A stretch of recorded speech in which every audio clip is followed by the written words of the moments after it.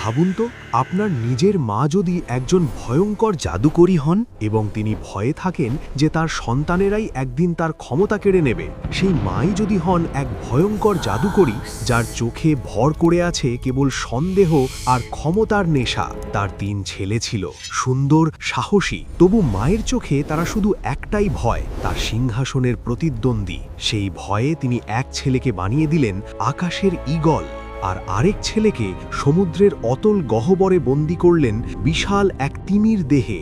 আজকের গল্প এক রাজপুত্রের, যার হাতিয়ার কেবল এক জাদুকরী টুপি আর এক রহস্যময় ক্রিস্টাল বল। আপনারা শুনছেন দ্য ক্রিস্টাল বল। রোমাঞ্চের এই ফেয়ারি টেল যাত্রায় আপনাকে স্বাগতম। অনেক অনেক দিন আগের কথা, গভীর বনের মাঝেই দাঁড়িয়েছিল এক বিশাল পাথরের দুর্গ। সেই দুর্গেই বাস করত এক জাদুকরী আর তার 3টি তরুণ পুত্র, যারা একে অপরের চেয়েও বেশি সুন্দর আর সাহসী। কিন্তু জাদুকরী মা তাদের কোনোভাবেই বিশ্বাস করতেন না। তার মনে কেবল একটাই ভয়, এই ছেলেরাই একদিন তার ক্ষমতা কেড়ে নেবে। একদিন বড় ছেলে নির্দোষ মনে মায়ের সামনে আসতেই মা হঠাৎই বিড়বিড় করে ভয়ার্ত মন্ত্র উচ্চারণ করতে লাগলেন, আর সঙ্গে সঙ্গেই বড় ছেলেটি বিকৃত আলোর ঝড়ে বদলে গেল এক বিশাল ঈগল পাখিতে।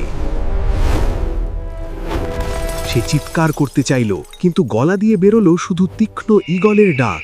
ডানা মেলে সে আকাশে মিলিয়ে গেল। দূর পাথুরে পাহাড়ের চূড়ায় গিয়ে হলো তার নতুন বাসা, অভিশপ্ত একাকিত্বে ভরা। এরপর এলো মেজ ছেলের পালা। মা আবারও মন্ত্র পড়লেন। এবার তার চারপাশে জলের ঘূর্ণি উঠল, আর সে বদলে গেল এক বিশাল নীল তিমিতে। প্রাসাদের মেঝেতে বিশাল তিমি ছটফট করতে লাগলো, যেন দুর্গটাই ভেঙে পড়বে। আর হঠাৎই জাদুকরী শক্তি তাকে টেনে নিল সমুদ্রের অতল গহ্বরে। সবকিছুই আড়াল থেকে দেখছিল ছোট ছেলে লিও। সে বুঝল এবার তার পালা, আর যদি আজ রাতেই পালাতে না পারে তবে সেও হারিয়ে যাবে কোনো অভিশপ্ত দেহে। তাই সেই রাতেই আর এক মুহূর্ত দেরি না করে লিও পালালো মায়ের জাদুকরী দুর্গ আর তার অভিশাপ ছেড়ে গভীর জঙ্গলের পথে। জঙ্গলে জঙ্গলে ঘুরে বেড়াতে লাগলো লিও, একা, তবু ভিতরে ভর করে আছে অদম্য ইচ্ছা শক্তি। তার মনে একটাই প্রতিজ্ঞা, যেভাবেই হোক ভাইদের মুক্ত করে ফিরিয়ে আনতেই হবে। ঘুরতে ঘুরতে একদিন সে শুনল এক অদ্ভুত কিংবদন্তির কথা। বহু দূরে ক্যাসেল অফ দ্য গোল্ডেন সান, মানে সূর্যকেল্লা নামে এক জাদুকরী প্রাসাদ আছে। সেখানে বন্দী হয়ে আছেন এক অপূর্ব সুন্দরী রাজকন্যা, যাকে কেউ এখন আর দেখতে পায় না, কেবল গল্পেই শোনা যায়। গল্পে শোনা যায় কেউ যদি তাকে মুক্ত করতে পারে, তার এক টুকরো জাদুকরী ছোঁয়ায় ভেঙে যাবে সব অভিশাপ, লিওরটাও।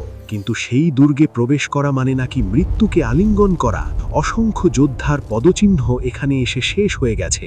এখনো পর্যন্ত 23 জন রাজপুত্র চেষ্টা করেছে, কিন্তু কেউই আর ফিরে আসেনি। তাদের সাহস শুধু কিংবদন্তিতেই বেঁচে আছে। তবু লিও ভয় পেল না। সে সিদ্ধান্ত নিল সূর্যের কেল্লা খুঁজে বের করবেই।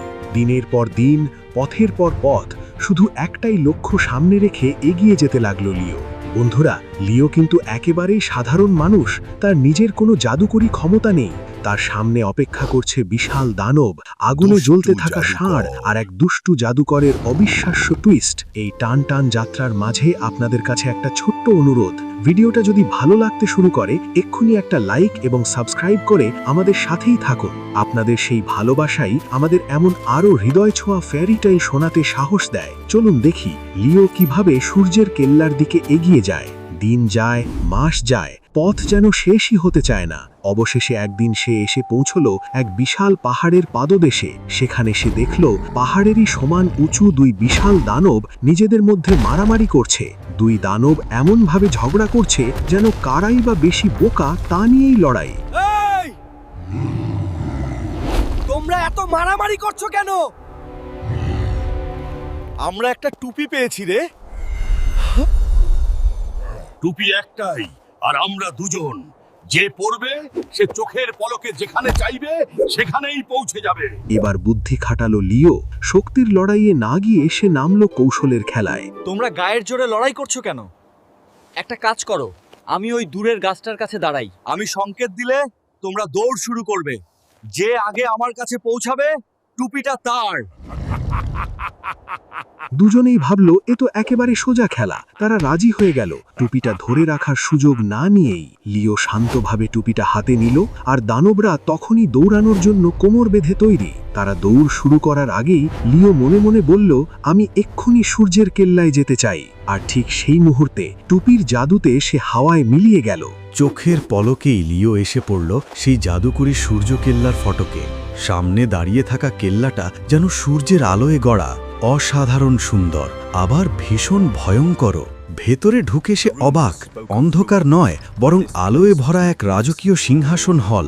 কিন্তু সিংহাসনে বসে আছে এক কুৎসিত কুঁচকে যাওয়া বৃদ্ধা। আমি এক বন্দি রাজকন্যাকে খুঁজতে এসেছি। আমি সেই রাজকন্যা। জাদুকরের অভিশাপে আমার এই দশা। মানুষের চোখে আমি কুৎসিত, কিন্তু ওই আয়নায় তাকালে তুমি আমার আসল রূপ দেখতে পাবে। লিও ধীরে ধীরে এগিয়ে গেল সেই জাদুকরী আয়নার সামনে। আয়নার ভেতরে লিও দেখল পৃথিবীর সবচেয়ে সুন্দরী এক তরুণী রাজকন্যা, চোখ ভরা জল আর অপেক্ষা। লিও বুঝল এই রাজকন্যাকে মুক্ত করতেই হবে, তবেই তার ভাইদেরও মুক্তি মিলবে। আমাকে বন্দি করে রেখেছে এক দুষ্টু জাদুকর। তার প্রাণ লুকিয়ে আছে এক জাদুকরী ক্রিস্টাল বলের ভেতর। পাহাড়ের নিচে এক ঝর্ণা আছে, সেখানে পাহারা দিচ্ছে এক ভয়ঙ্কর বুনো ষাঁড়। তাকে মারতে হবে তোমাকে। ওই ঝর্ণার গুহার মুখে পাহারা দেয় এক আগুনে জ্বলন্ত বুনো ষাঁড়। ওই ষাঁড় মরলে তার ভেতর থেকে বের হবে এক আগুনের পাখি, উড়ে পালাতে চাইবে। সেই পাখির পেটে আছে এক জ্বলন্ত ডিম। ডিমের কুসুমের ভেতর লুকিয়ে আছে জাদুকরের প্রাণ, ওই ক্রিস্টাল বল। আমি চেষ্টা করব আমার ভাইদের আর আপনাকে মুক্ত না করে আমি ফিরব না। তলোয়ার হাতে, ধুলোমাখা পোশাকে লিও নেমে গেল পাহাড়ের নিচে সেই ঝর্ণার দিকে। সামনেই সেই ঝর্ণা, আর তার ভিতরে লুকিয়ে আছে মৃত্যুর দুয়ার। লিওকে দেখেই গুহার গভীর থেকে গর্জে উঠল বুনো ষাঁড়, চোখে আগুন, শিঙে শিখা। লিওর দিকে শিং বাগিয়ে তেড়ে এলো ষাঁড়। মাটি যেন কেঁপে উঠল তার পদাঘাতে। সে প্রাণপণ লড়ল, লাফিয়ে গড়িয়ে প্রতিটি আঘাত এড়িয়ে গেল কোনো রকমে। ষাঁড়ের শক্তি এত বেশি যে একসময় প্রায় হার মানতেই বসেছিল লিও। ঠিক সেই সময় আকাশ অন্ধকার করে নেমে এলো এক বিশাল ঈগল। এটি আর কেউ নয়, লিওর বড় ভাই। আকাশ থেকে ছোঁ মেরে সে আঘাত করল ষাঁড়টির চোখে। ঈগলের দেওয়া সেই ফাঁকেই লিও এক ঝটকায় পরাস্ত করল বুনো ষাঁড়কে। সাথে সাথেই আলোর বিস্ফোরণে থেকে বেরিয়ে এলো এক আগুনের পাখি, রকেটের গতিতে আকাশে উড়াল দিল। এত কষ্টের পর ওটা ছুটে যেতে দেখে লিওর বুকটা হু হু করে উঠল। কিন্তু ঈগল ভাইটা হার মেনে নিল না। আকাশে শুরু হলো এক অবিশ্বাস্য ধাওয়া। তুমুল লড়াইয়ের পর ঈগলটি আগুনের পাখিটাকে ধপাস করে নিচের দিকে ফেলে দিল। কিন্তু পড়ার সময় সেই জ্বলন্ত ডিমটা গড়িয়ে সোজা গভীর সমুদ্রে পড়ে গেল। সমুদ্রের অতল থেকে ওই ডিম তোলা কি আদৌ সম্ভব? লিও ঠিকই ভেবেছিল সব শেষ। ডিমটা যেন আলো সঙ্গে করে নিয়ে যাচ্ছিল সাগরের অন্ধকারের গহ্বরে। ঠিক তখনই সমুদ্রের বুক ফুঁড়ে উঠে এলো এক বিশাল তিমি, লিওর মেজো ভাই। এক ফোঁকর জলেই সে সেই ডিমটাকে তীরে ছুঁড়ে মারল। লিও দৌড়ে গিয়ে সাবধানে হাতে তুলে নিল সেই জ্বলন্ত ডিমটা। ধীরে ধীরে ডিম ভেঙে সে ভেতর থেকে বের করল সেই জলজলে ক্রিস্টাল বলকে। এই বলের ভেতরেই বন্দী আছে সেই দুষ্টু জাদুকরের আসল ক্ষমতা, তার প্রাণভোমরা। বোকা বালক, আমার বলটা ফিরিয়ে দে, নলে এখানেই শেষ করব তোকে।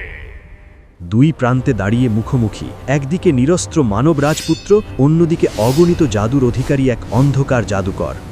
এই বলই তোমার শক্তি, আর আজকেই তোমার খেলা শেষ। লিও বলটা তুলে ধরতেই জাদুকরের সমস্ত অন্ধকার শক্তি শুষে নিতে লাগলো সেই ক্রিস্টাল বল। অবশেষে ধোঁয়া আর কণার ঝড় হয়ে মিলিয়ে গেল সেই দুষ্টু জাদুকর। ফিরে আর কোনোদিন আসবে না। জাদুকরের মৃত্যু সাথেই এক অলৌকিক ঘটনা। আকাশের ঈগল নেমে এসে আবার সুঠাম রাজপুত্রে পরিণত হল। সমুদ্রের বুক ফুঁড়ে উঠে আসা তিমিটিও ধীরে ধীরে মানুষের রূপ ফিরে পেল। লিওর মেজো ভাই ফিরে এলো নিজের ভেতরেই।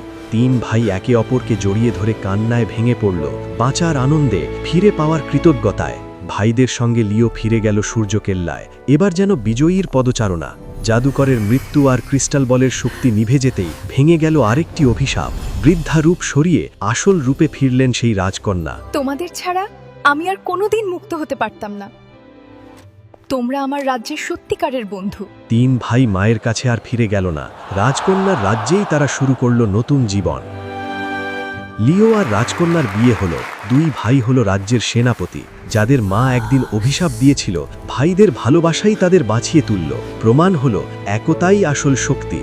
বন্ধুরা, লিওর এই জাদুকরি গল্পটা আপনাদের কেমন লাগলো? অদৃশ্য হওয়ার টুপি পেলে আপনি কোথায় যেতেন কমেন্টে জানাতে ভুলবেন না। ভালো লেগে থাকলে ভিডিওটা শেয়ার করুন আর চ্যানেলটি সাবস্ক্রাইব করে আমাদের সঙ্গে থাকুন।